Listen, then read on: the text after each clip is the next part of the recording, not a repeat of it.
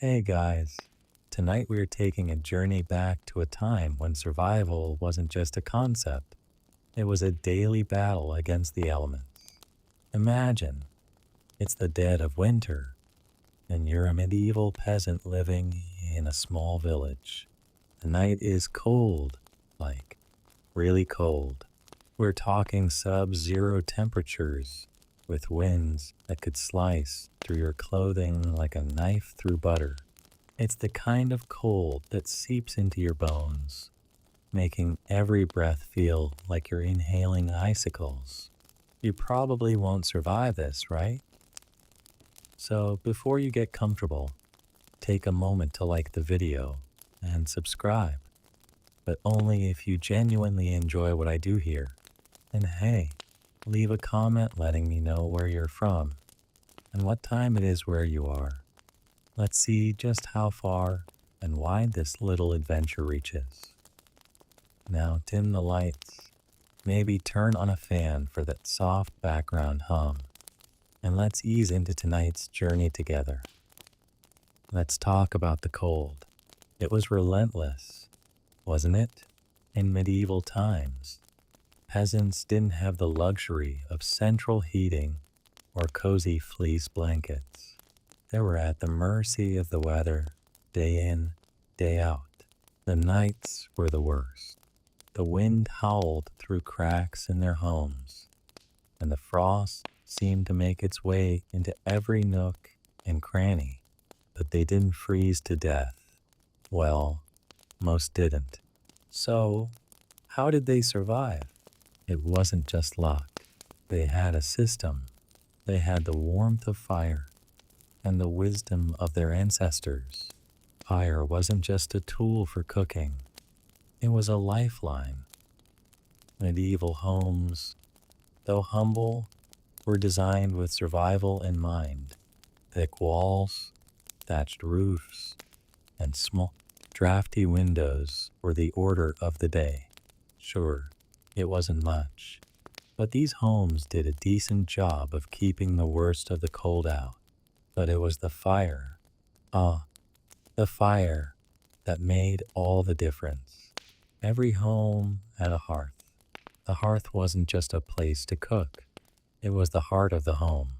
It's where the family gathered, where they found warmth, and where they found light in the darkness.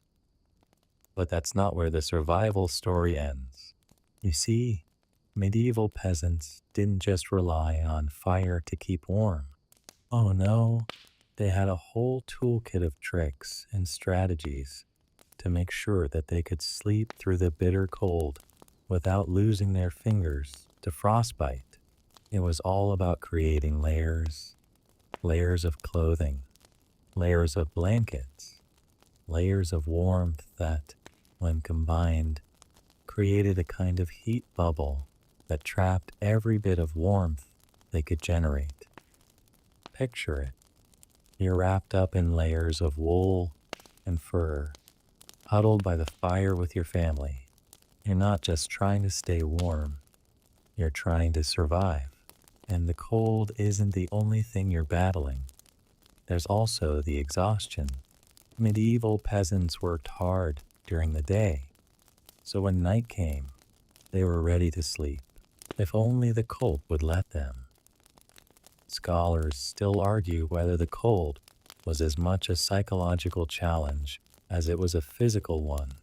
Some suggest that the isolation of winter nights made it all the harder to bear, while others argue that people simply adapted to the harsh conditions over time. Either way, one thing is clear. Surviving the night wasn't just about staying warm. It was about building a system that could weather the storm.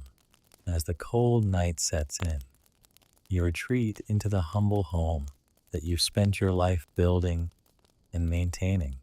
But don't be fooled. Though the house may look modest, it's been crafted with the purpose of withstanding those brutal winters. It's not fancy or big, but it's a fortress in its own right. You've got thick stone or timber walls that hold the heat in, and prevent the cold from creeping in like a thief in the night. The thatched roof above you isn't just for decoration, it's an insulating wonder, keeping the warmth trapped inside while protecting you from the harsh elements outside. Home isn't just a shelter, it's a crucial part of your survival. Imagine the first time you moved into your little cottage, how you must have marveled, and how snug it felt, with your fire crackling in the hearth, the warmth of the flames reflecting off the dark stone walls. Sure, there were cracks in the walls. The roof wasn't perfect, and you had to deal with a draft here and there. But this home was yours. It was the one thing between you and the icy grip of the world outside. But let's talk about what kept the cold at bay. First of all, the size of the windows was key. You didn't have massive glass pane windows letting in the cold and drafts. Instead, your windows were small, so small, in fact, that a fair bit of light didn't even make it through. But that's what you needed. Less exposure to the outside meant less opportunity for the chill to sneak in. You probably would have cursed the windows on sunny days, when the gloom inside felt more oppressive than the frost outside. But come nighttime, you'd be thankful for that small protection. Then there was the door. It wasn't some fancy oak door with intricate carvings, but a solid, wooden barrier that you knew you could trust. The door kept most of the cold out, though, like everything in medieval homes, it was far from perfect. If you had an extra blanket or an old rug, you'd stuff it under the door to block out any draft. Every little bit helped. It wasn't glamorous, but it was functional. Now, one quirky detail that many people don't realize is how homes were sometimes built around a central pillar of the family's wealth. For peasants, that wealth was often measured not by gold, but by the number of animals they could keep. Having a couple of cows, a few chickens, or maybe even a pig was a sign of prosperity. And these animals weren't just for food. They were part of the heating system too. The animals lived in the same space as you, usually in the lower part of the house, or even in the same room as the family. The body heat from cows and pigs, as gross as it sounds, helped warm the air and kept the chill at bay. You weren't just sleeping with your family, you were sleeping with your livestock. Scholars still argue whether having livestock inside was more a practical solution or a psychological one. Some believe it was a survival tactic to keep heat close to the family, while others suggest that it was a form of emotional bonding during the long, cold months when isolation was the norm. Either way, it was part of a strategy that worked, and the warmth of your animals, even in the dead of winter, kept you one step ahead of the cold. And then, of course, there was the hearth. You couldn't call your home a medieval abode without one. The hearth wasn't just a fireplace. It was the epicenter of warmth, light, and life. It's where the cooking happened, where the family gathered to eat, and where you found solace after a long, cold day. Even though you'd spend most of your time huddled around it for warmth, the hearth was vital for survival, and without it, your home would have felt more like an icebox than a home. So, as you curl up in your corner of the cottage, surrounded by your family, your animals, and the flickering warmth of the hearth, you know this home is the only thing between you and the ruthless winter outside. You're not just surviving the night, you're thriving in it. And it's the design of your home from the walls to the fire, that makes it all possible. Now, let's focus on the real MVP of your medieval home, the hearth. Without it, surviving the cold would be next to impossible.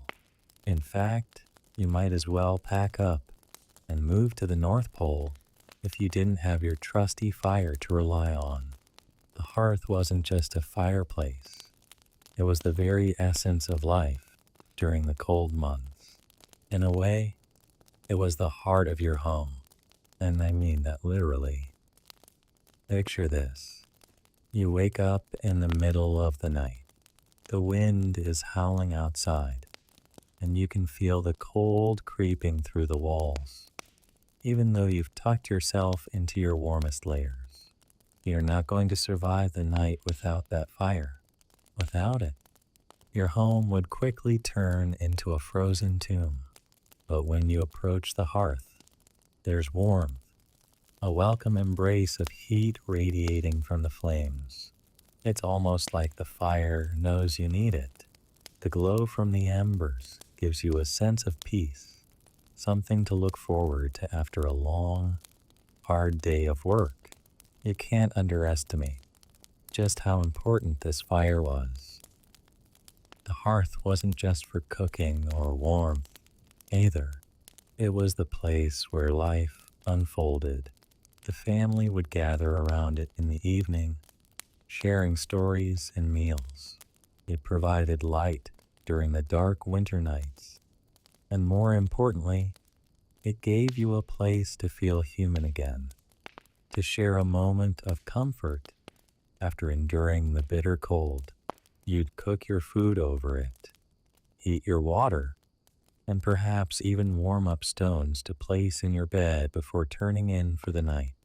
You were doing everything you could to make the night as bearable as possible, and the hearth was central to that. But let's get into the technical side for a moment. You might think the fire was just there to burn logs and keep you warm.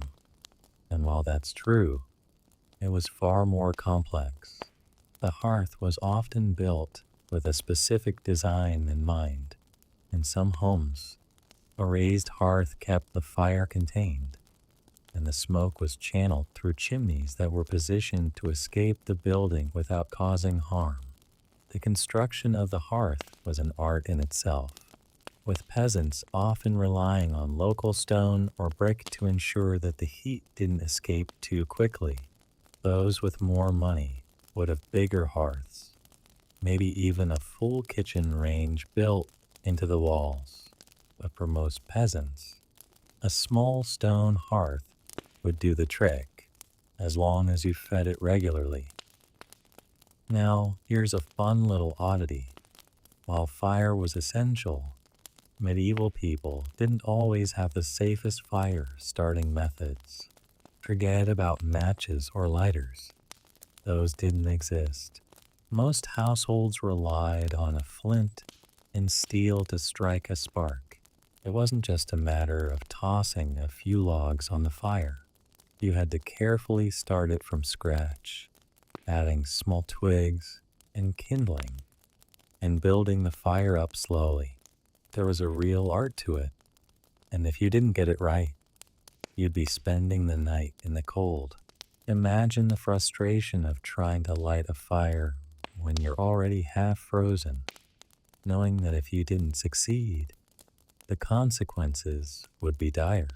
But once you got that fire going, it was like a victory, a small triumph over the relentless cold. Argue whether the fire starting ritual was as much about the fire itself as it was about creating a sense of control in a world that was otherwise unpredictable. Some believe it was a vital part of maintaining mental resilience during the harsh winters. Others suggest that the act of tending to the fire was a deeply spiritual experience, a way to keep the darkness at bay, not just physically, but emotionally too. Either way, the fire was more than just a tool for survival. It was a source of security, a constant in a world that was anything but predictable.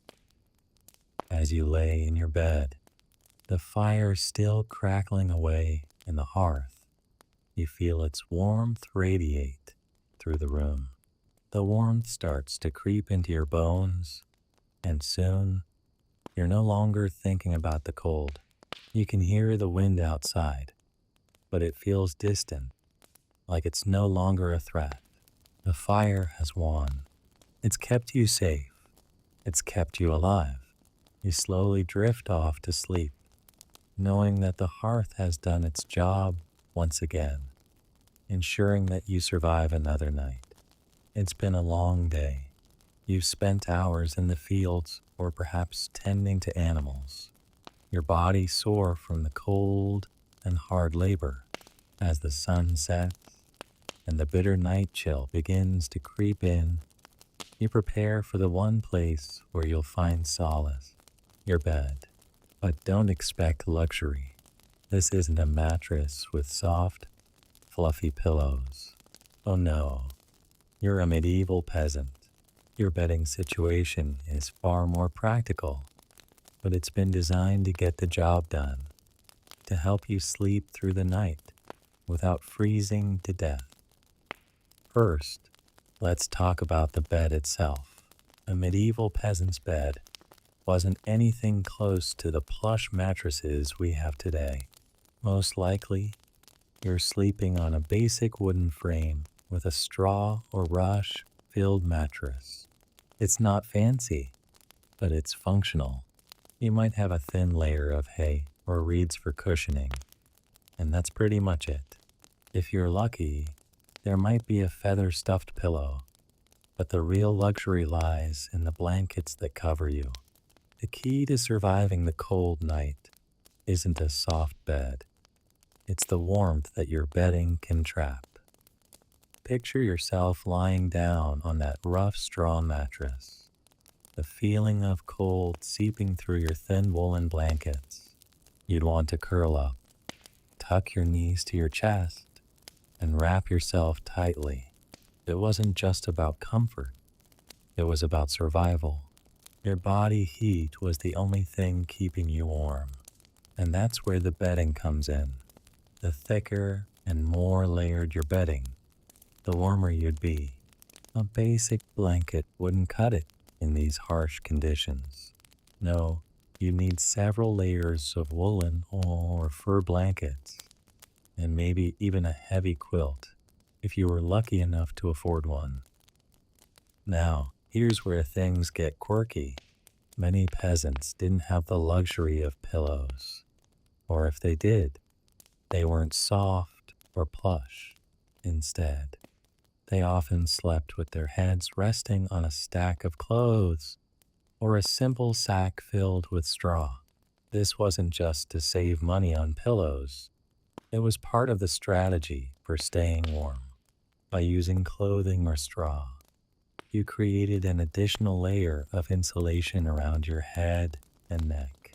It may sound uncomfortable, but when you're trying to stay alive through a bitter winter, comfort takes a back seat to survival. But the real trick to staying warm was layering. Just like you'd layer clothing, you'd layer your blankets. A wool blanket, a fur blanket, and maybe even an additional layer of coarse linen sheets. Each layer acted like a buffer against the cold, trapping heat and keeping it close to your body. And when things got really cold, you might even have to sleep with a hot stone or heated brick at the foot of your bed. People would place these objects near their feet to slowly release heat throughout the night. It wasn't quite the same as having a central heating system, but it was a clever way to keep the chill at bay. But here's the thing, even with all these layers, sleep was still a battle. The cold wasn't your only enemy. If you weren't careful, you'd wake up in the middle of the night, shivering uncontrollably, your teeth chattering. The key to getting through the night was managing your body heat. You'd want to huddle as close to the fire as possible before bed, but you couldn't stay too close or else you'd overheat and sweat. Sweating in the cold was a bad idea because it would make your bedding wet and cause you to lose heat even faster. Finding the perfect balance of warmth and comfort was essential. Scholars still debate whether sleep hygiene even existed for peasants. Some argue that medieval peasants, exhausted from their daily toil, would collapse into bed without thinking twice about how they slept. Others argue that they took care in how they positioned themselves to maximize warmth. Perhaps they even had certain rituals before bed, things they did to calm their minds before slipping into slumber. Either way, sleep was precious, and the bed and bedding you had played a crucial role in how well you rested.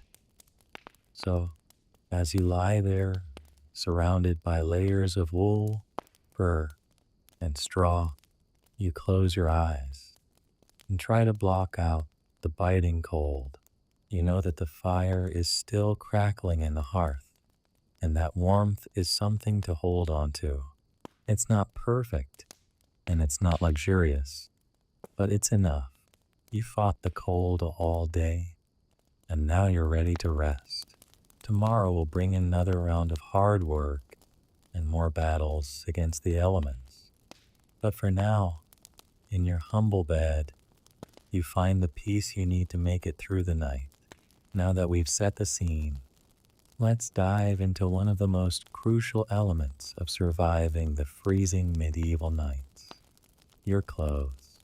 Oh yes, you may think your modern-day jacket or fuzzy socks are enough to keep you warm, but in medieval times, well, let's just say they didn't exactly have a North Face parka to rely on.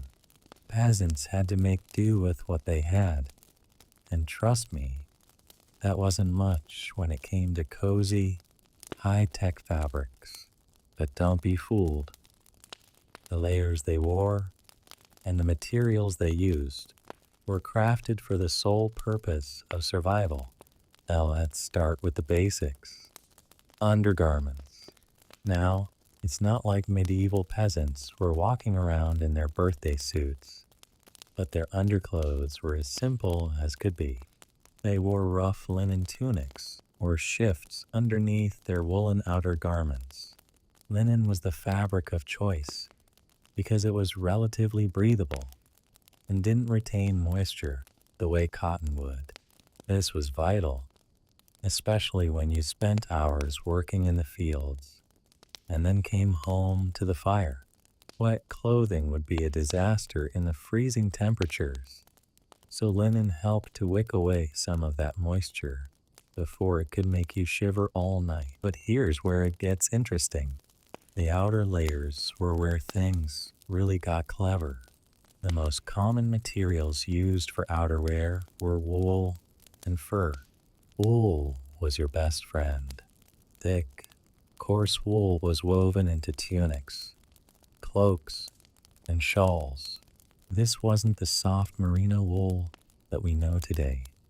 It was rough, scratchy stuff, but it was incredibly effective at trapping heat. Wool naturally insulates your body, even when it's wet, and that's exactly what you needed during those bone-chilling medieval nights. And let's not forget fur. Peasants, while not as wealthy as nobles, often managed to get their hands on animal pelts, which provided even more insulation. You might have worn a fur-lined cloak or wrapped a fur scarf around your neck. This wasn't just for comfort, it was for survival. If you didn't have the right materials to keep warm, you wouldn't make it through the night. Fur was a luxury for some, but for others, it was an essential tool for survival. But how many layers were you wearing at night? That's the real kicker. You'd layer your clothing as much as possible: tunics, woolen undergarments, heavy cloaks, and even leather boots with fur linings. The goal was to trap every bit of warmth you could. The more layers, the better, but you had to be careful not to overdo it. Too many layers could leave you sweating, and sweat in the cold was the enemy. If your clothing got wet, it would chill you to the bone in no time. Finding that balance was key. Now here's a quirky detail that you might not expect. Peasants often wore their clothes for longer than you'd think. Imagine wearing the same tunic and cloak day in and day out, through rain, snow, and dirt. You didn't have the luxury of a wardrobe change each day. Clothes were worn until they were threadbare, and when they got really bad, they were patched up and kept in rotation. Keeping your clothes in good shape was essential, and you'd be darn proud of your ability to mend your own gear. In fact, if you were particularly skilled, you might even make a little extra coin by fixing others' clothes. Scholars still debate whether medieval peasants truly understood the full impact of layering on warmth, or if it was more of a trial and error process passed down through generations. Some believe that it was instinctive, that people just figured out what worked best for them. Others argue that there was more of a communal knowledge of survival techniques that everyone in the village adhered to. Either way, one thing is clear. Surviving the cold was a community effort, and those clothes, though simple, were one of your most vital tools. As you slip into bed at the end of another long, cold day, you pull your woolen blankets close and let the layers of your clothes trap your body heat. You can feel the warmth slowly building, the layers working together to shield you from the biting cold outside. The wind may howl, but inside, you've done everything you can to stay warm. Your body, wrapped in the warmth of wool, fur, and linen, is ready to fight the cold again tomorrow. For now, though, you can sleep easy, knowing you've made it through another night. As we settle into this freezing medieval night, the chill in the air isn't the only thing you need to fight off. It's not enough to simply wear layers upon layers of clothing. You've got to fuel your body for the cold as well. You see, food in medieval times wasn't just about filling your belly. It was about surviving the elements. Every meal had a purpose, and that purpose was to keep you going through the harsh winters. First things first, you need to understand that your food choices were limited. As a peasant, you didn't have access to the fine meals that kings and nobles enjoyed. No roasted pheasant or fresh vegetables year-round for you. Your food came from what you could grow, hunt, or barter for. So, what did you eat to stay warm? Well, let's start with the staples. The most common foods in a medieval peasant's diet were grains, such as oats, barley, and rye. These were ground into flour and made into bread or porridge. And while bread might not sound like the best survival food, when prepared properly, it was incredibly dense and packed with energy. The real key to staying warm, however, was the fats and proteins you could get your hands on. Meat was rare and often a luxury, but when you could get it, it was vital, whether it was a squirrel, rabbit, or maybe a small chicken. The fat in the meat would help keep your body warm. Fatty foods were essential because they helped your body retain heat longer. If you were lucky enough to have access to dairy products like milk, butter, or cheese, those would be important sources of both fat and protein too. But what about the all-important soup? If you're thinking about a steaming bowl of soup served in a nice wooden bowl, you're on the right track. Medieval peasants often cooked stews and soups that were rich in fatty meats, vegetables, and grains. The warmth from these dishes was essential for keeping you from freezing, and the nutrients in them would give you the energy to keep working long hours in the fields. Imagine curling up beside the fire, holding a bowl of hot stew in your hands. You take a sip, feeling the heat of the broth soothe your insides as your body starts to thaw from the cold night. That soup isn't just comfort, it's survival. But of course, food wasn't always plentiful. The harsh winters made it difficult to grow crops, and many peasants found themselves with little to eat during the coldest months. That's when preservation techniques came into play. Vegetables, meats, and even grains were preserved for the winter months by drying, smoking, or salting. These preserved foods were your lifeline when the cold kept you from hunting or gathering fresh food. If you didn't have these reserves, you'd be in trouble. Here's a quirky little fact. When meat was preserved in the winter, it was often done with a thick coating of salt.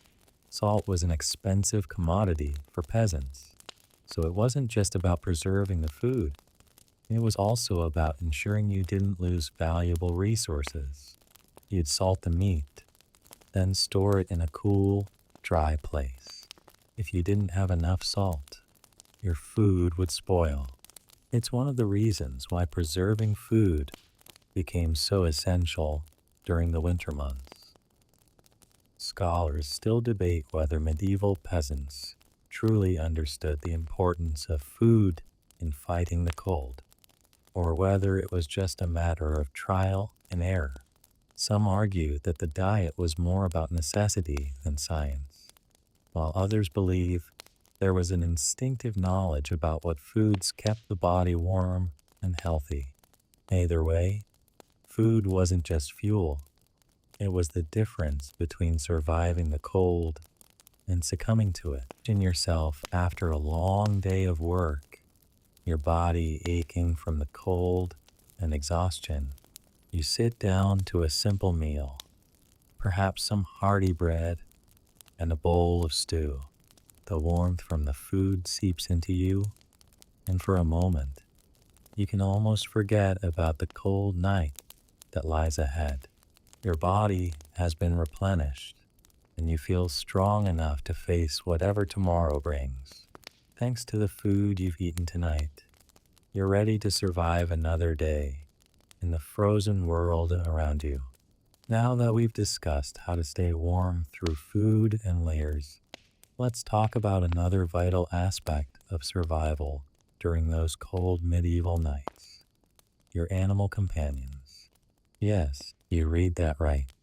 You may think of your dog or cat as simply a pet, but in medieval times, animals were far more than that.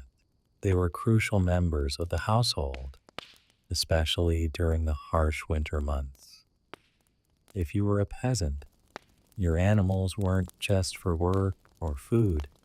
They were your partners in surviving the bitter cold. Picture it. You've finished your work for the day. The wind is howling outside, and the temperature has dropped well below freezing.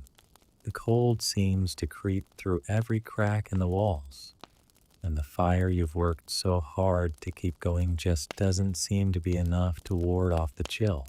That's when your animal companions come into play. In the winter, many peasants kept their animals inside for warmth. Chickens, goats, cows, these animals were not just a source of food and labor. They were also body heat generators. It might sound strange to modern ears, but sleeping in the same room as your animals wasn't unusual. They weren't kept in barns or stables, as they might be today. In the depths of winter, They shared your living space. The warmth from their bodies helped to create a cozy microclimate within the house.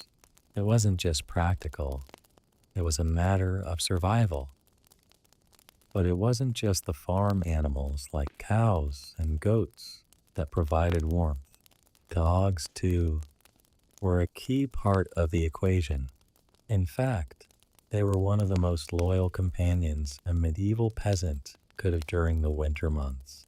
Dogs were often brought inside to sleep by the hearth, and their body heat contributed to keeping the cold at bay. In return, these dogs offered not only warmth, but protection.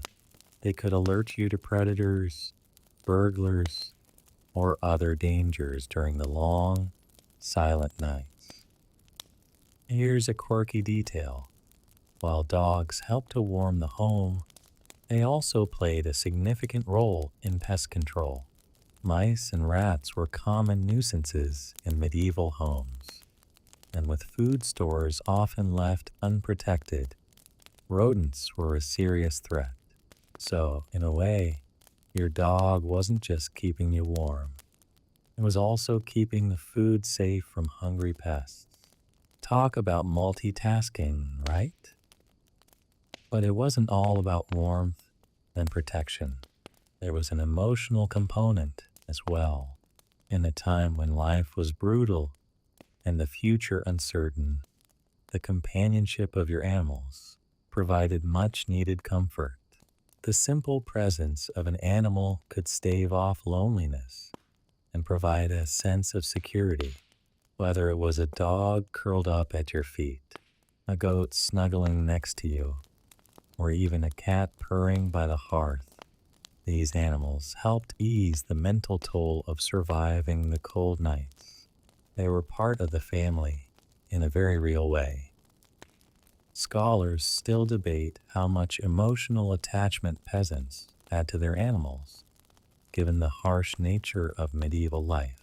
Some argue that animals were seen primarily as tools for survival, while others believe there was a deep bond formed through years of shared struggle. It's hard to say for sure, but one thing is clear. Animals were more than just a source of food or labor.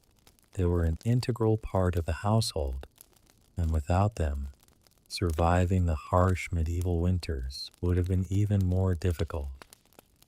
As you huddle together with your family and your animals by the hearth, the warmth they provide feels like a small miracle. The cold outside might be unrelenting, but inside, you're not alone. The animals you've cared for all year are right there with you, sharing their warmth and their companionship. Together, you've created a safe haven from the outside world. And for tonight, that's enough to keep the cold at bay. As the evening stretches on and the fire slowly dies down, you start to prepare for one of the most essential parts of surviving the medieval winter, the act of sleep. Now, sleeping through the night wasn't as easy as just crawling into bed and pulling up the covers. No, the cold was a constant companion, even inside the walls of your home. To truly survive the night, you had to master the art of layering, both in clothing and bedding. Imagine it. The hearth's warmth is starting to fade, and the chill of the night is creeping back into your bones. You've already got the thick woolen tunics and furs wrapped around you, but that's not enough for the hours you'll spend lying still in bed. In the dead of winter, even your warmest layers weren't going to cut it alone. The key to staying warm through the night lay in the layers of clothing and bedding you carefully built up before sleep. Let's start with your clothes. Your medieval bed wasn't exactly a four-poster with plush pillows. It was a simple frame, maybe with a few straw or rush mats laid down for comfort. But what truly mattered was how you dressed for sleep. To protect yourself from the relentless cold, you didn't just wear a single tunic or cloak. You layered up, sometimes up to 3 or more pieces of clothing to trap warmth around your body. The first layer was usually a woolen tunic or long shift. This helped wick moisture away from your skin, which was crucial to keeping you from getting chilled by sweat. Next came thicker woolen garments, perhaps a heavy cloak or a fur-lined robe. The wool wasn't soft like the fleece blankets we're used to today, but it did an amazing job of trapping body heat. You might even have a leather belt or cord around your waist to keep the garments from shifting during sleep. And let's not forget about your legs. You'd wear woolen stockings or leggings tucked into sturdy boots. The cold would freeze your toes solid if you weren't careful, so having a solid pair of boots or foot coverings was essential.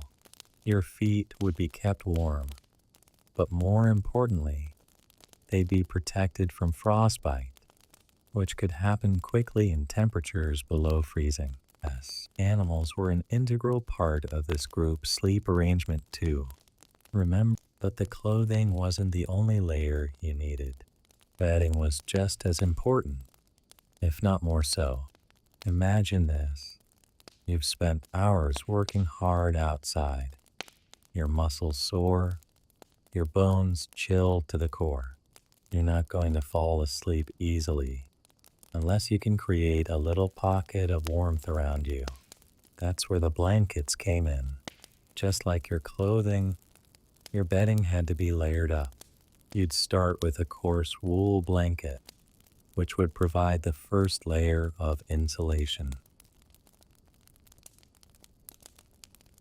Then, if you were lucky enough to have access to better materials, you'd add thicker furs or quilts. Fur was perfect for trapping warmth, whether it was rabbit, sheepskin, or a larger pelt from an animal like a deer. These furs were worth their weight in gold during the cold months. The idea was to build a warm cocoon of layers around yourself, so the cold air outside couldn't get to you. Here's an interesting and quirky detail. Some peasants, particularly those living in colder northern regions, would also use heated bricks or stones to warm their beds. Yes, you heard that right. Before going to bed, you might place a few stones near the fire until they were nice and toasty. Then, once the stones had heated up, you'd wrap them in a cloth or hide and tuck them into the bed at your feet or under the blankets. The stones would slowly release warmth throughout the night, providing you with that extra bit of heat needed to stave off the cold. Scholars still debate whether medieval peasants consciously understood the science of layering, or whether it was more instinctual. Some believe that, over time, people simply figured out that layering clothing and bedding worked better than relying on a single blanket or garment. Others argue that there was a deeply ingrained cultural knowledge passed down from generation to generation, teaching each new generation how to survive the cold. Whatever the case, layering was the key to not just surviving, but thriving during those frigid nights. So, as you settle into your bed, wrapped in layers of wool, fur, and heated stones, you feel the warmth slowly seep into your body. The cold might be waiting outside, but inside, you're doing everything you can to keep it at bay. Slowly, you drift off to sleep, knowing that your carefully arranged layers will give you the best chance at making it through the night. As you settle into your bed after a long day, the battle with the cold isn't over yet. Sure, you've done your best to layer up in clothing and bedding, And maybe you've even nestled in a few heated stones to keep your feet warm. But there's one more trick that peasants used to survive the freezing medieval nights, and it's something you might not expect: group sleep. That's right. When it came to staying warm during the winter, peasants didn't always sleep alone. They weren't just relying on their own body heat to get them through the cold night. Instead, the whole family would gather together in a single room, huddled up in one big, cozy cluster. And no, it wasn't just a matter of convenience. Group sleeping was a key survival strategy that helped conserve body heat and keep everyone warm. Imagine this. It's the dead of winter. The cold is so intense you can feel it creeping into your bones, even as you huddle close to the fire. You've got your woolen layers on. Your bedding is thick, and you've placed your heated stones under the covers. But the cold is relentless. What do? You gather your family, your children, your partner, and even the animals if you can, and you all sleep close together in a big heap. The combined heat from multiple bodies generates enough warmth to keep the cold at bay. Sleeping together also meant that the heat from the fire in the hearth could be shared more effectively. The fire provided warmth to the room, but it wasn't always enough to keep the chill out of every corner. When you slept together, you created a shared heat source where everyone's body contributed to the warmth of the space. It wasn't just the proximity to the fire that kept you warm. It was the collective warmth of your family. Now, here's an interesting tidbit. While it might seem like a natural thing to sleep together for warmth, there were also cultural practices around sleeping arrangements. It wasn't uncommon for the wealthier members of the household, usually the parents, to sleep closest to the fire, while the children or other family members slept further away. This wasn't just about comfort. It was about ensuring the most important members of the household stayed warm enough to keep the family going through the winter. The children, often less resilient to the cold, would be bundled up tightly and placed near the warmth of the fire, while adults might endure slightly colder conditions further from the hearth. But what about the animals? Yes, animals were an integral part of this group sleep arrangement too. Remember, during the winter, animals like cows, goats, and even dogs were often kept inside the house for warmth and protection.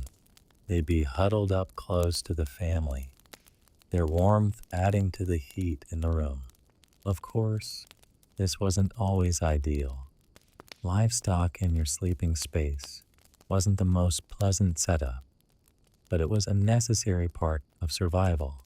The warmth of your animals could make all the difference when the cold was truly unbearable. Scholars still argue whether group sleeping was a matter of necessity or simply a way of fostering community bonds. Some believe it was purely for warmth, a survival tactic that no one questioned.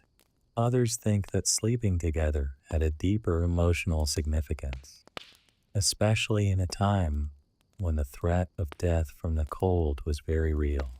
The warmth provided by the group wasn't just physical, it was a reassurance, a sense of security that could make the cold, dark nights more bearable. As you lie there, wrapped up in layers of wool, fur, and the warmth of your family and animals, the cold outside feels a little less threatening.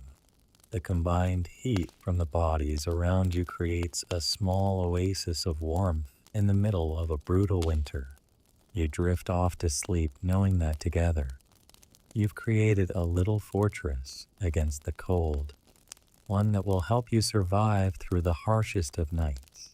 As the cold night settles in, you might think that the medieval peasant's life simply came to a halt with the setting sun.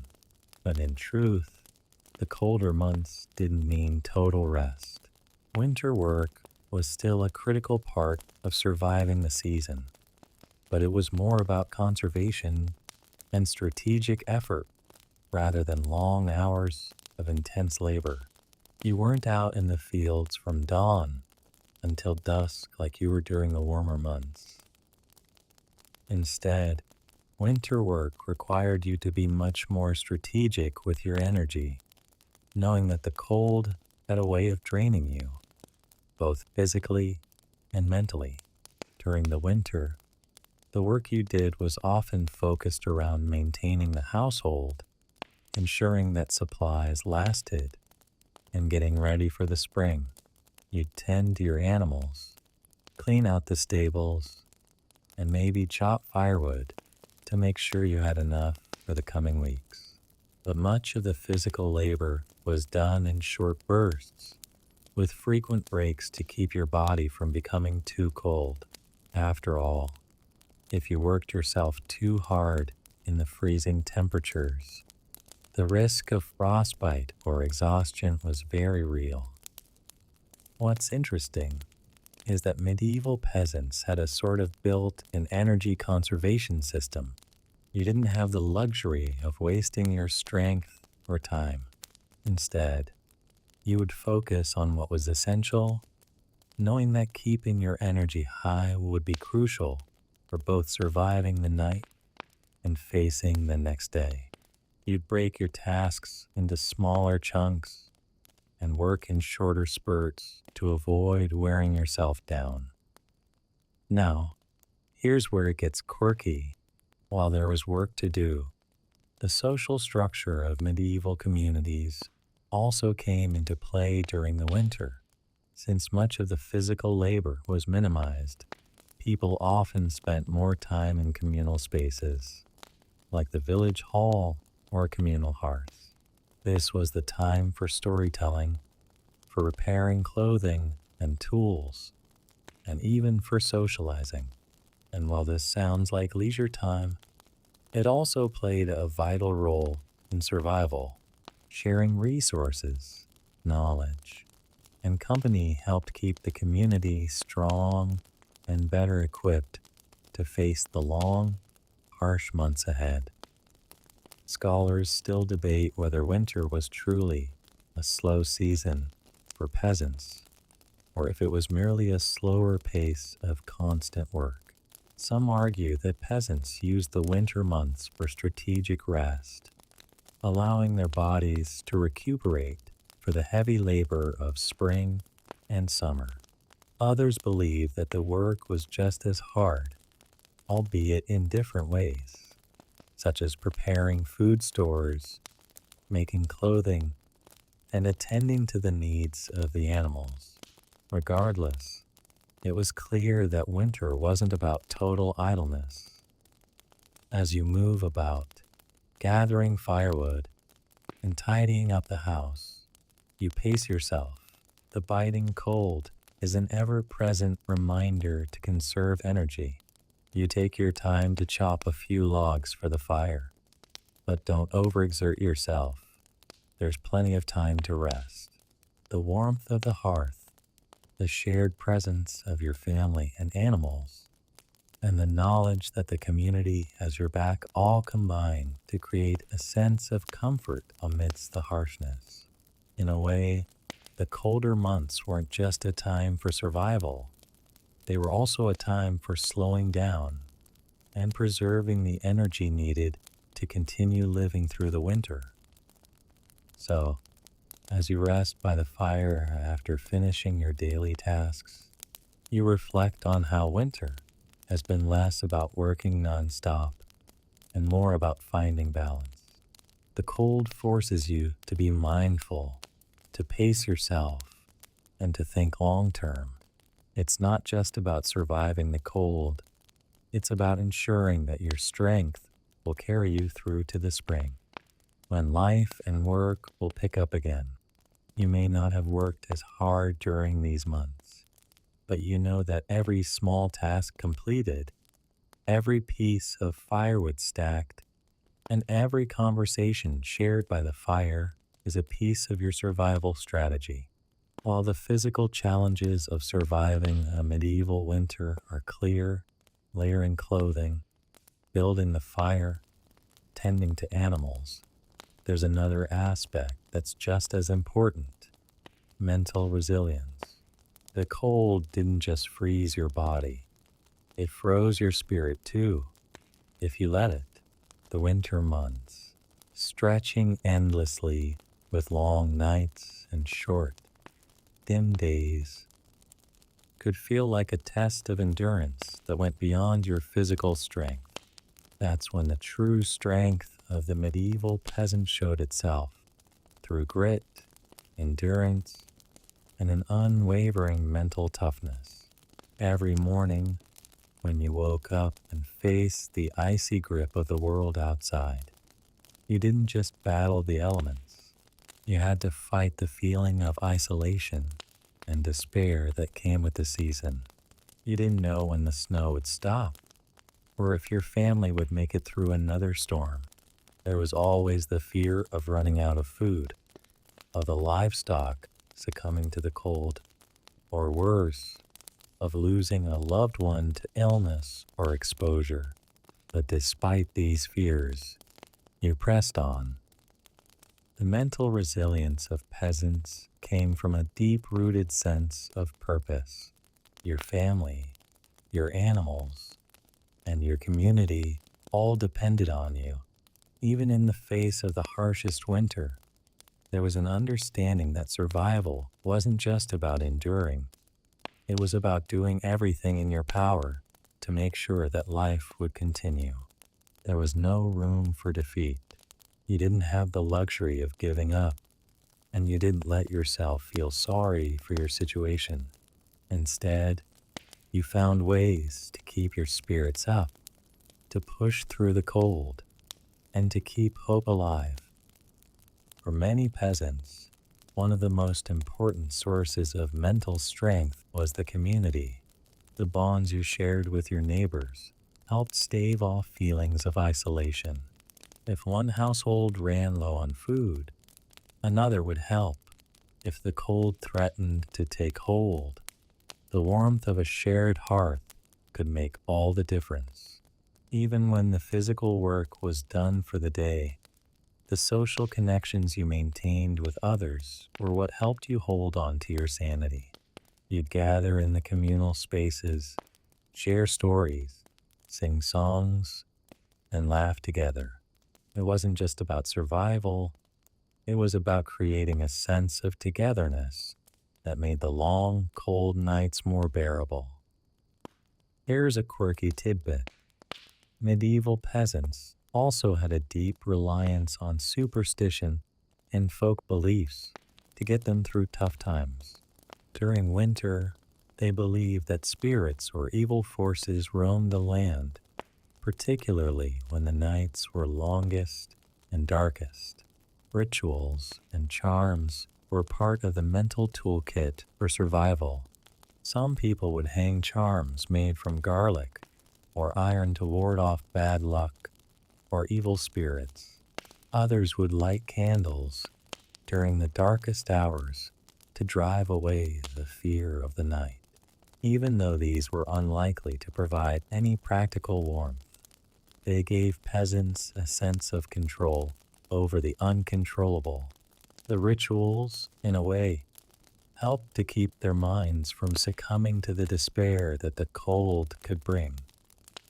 Scholars still argue about how much these superstitions and social practices helped with mental resilience. Some say they were simply a means of coping with the stress of daily life. Others argue that the belief in spirits, charms, and protective rituals played a deeper role in reinforcing community bonds and providing comfort during times of uncertainty. Whatever the case, mental resilience was often built on a combination of real, practical survival strategies and symbolic rituals that gave peasants a sense of hope and purpose.